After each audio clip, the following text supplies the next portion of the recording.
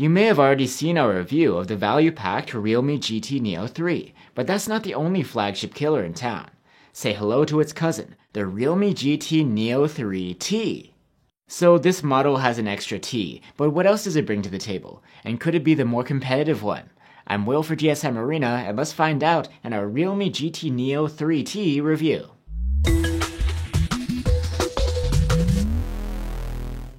They say there's nothing new under the sun, and that may be the case with the Realme GT Neo 3T. It brings nearly identical specs to last year's Realme GT Neo 2, with the main difference being faster 80-watt charging. This year's other model, the Realme GT Neo 3, is the odd one out, with a MediaTek chipset and different main camera, and can come in a variant with super fast 150-watt charging. While the GT Neo 3T may not be so fresh specs-wise, at least it brings a racing-themed look, with a checkered flag pattern, and is quite snazzy in the frosted yellow. The curved back and frame are made of plastic, and the phone is a little bit on the heftier side. You won't find any official ingress protection here, which some competitors do have at this price. Unlike the GT Neo 3, the 3T's punch hole for the 16-megapixel selfie cam is in the corner, not centered. This is exactly the same as on last year's model. The display itself is quite similar too.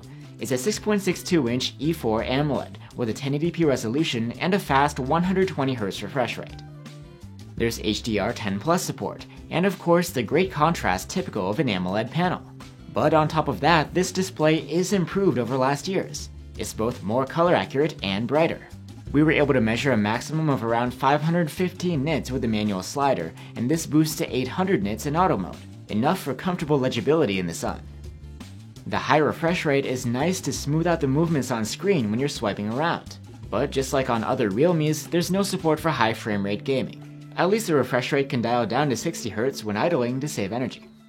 And under the display sits a fingerprint reader for biometrics. It's fast and accurate. We only wish its placement was a little higher. For audio, the Realme GT Neo 3 has a pair of stereo speakers, and they sound just like last year. They earned a score of very good on our loudness test, and the quality is good too, with clear highs and noticeable lows.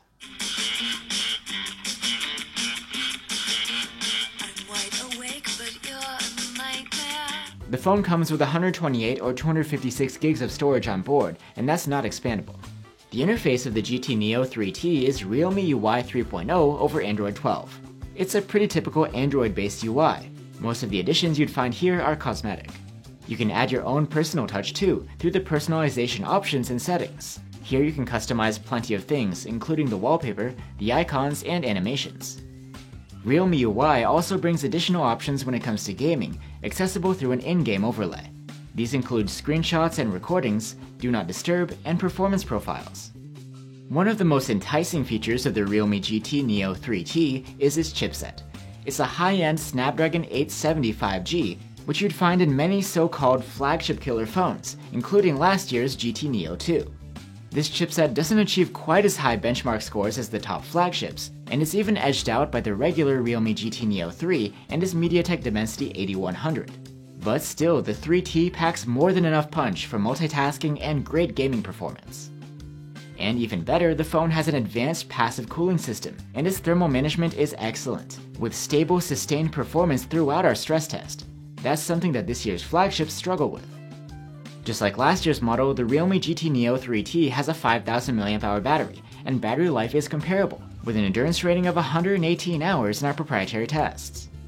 Charging has been upgraded. It's 80 watts now instead of 65. This is the big difference compared to last year, but for some reason the actual speed hasn't changed. That's not to say it isn't fast. We were able to charge from 0 to 95% in half an hour.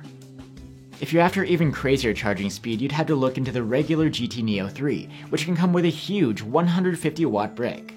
Now onto the cameras. The GT Neo 3T has a 64-megapixel main cam, an 8-megapixel ultra-wide, and a 2-megapixel macro cam.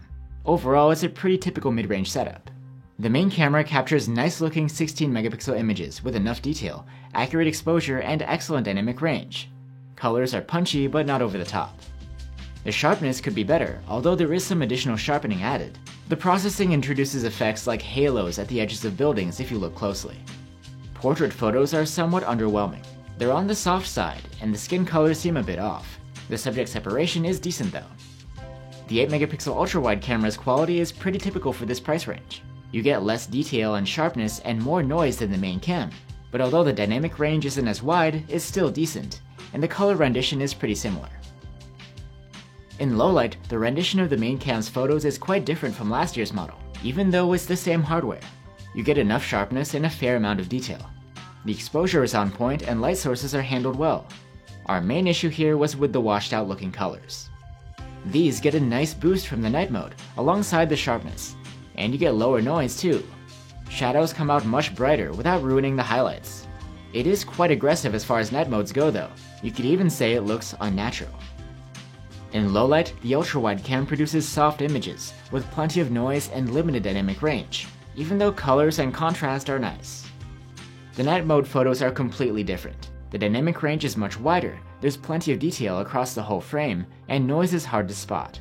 Sharpness could be better, but the result is still decent.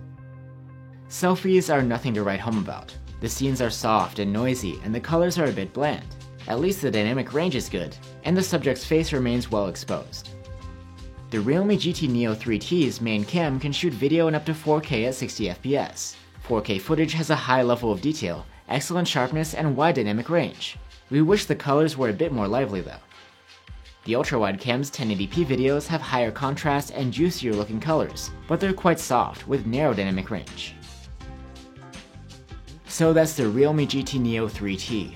You get all the features we liked in last year's Realme GT Neo 2, and on top of that, you get a brighter screen, and this checkered pattern on the back. And that's pretty much the difference, because this bigger charger doesn't actually charge the phone any faster. So there you have it. Don't get me wrong, the GT Neo 3T is a decent mid-ranger with a nice chipset, but why pay the full price for a rebrand of last year's phone, especially when there are competitive offers even from Realme, which at least try to switch things up a little bit. Thanks for watching guys, stay safe and see you on the next one.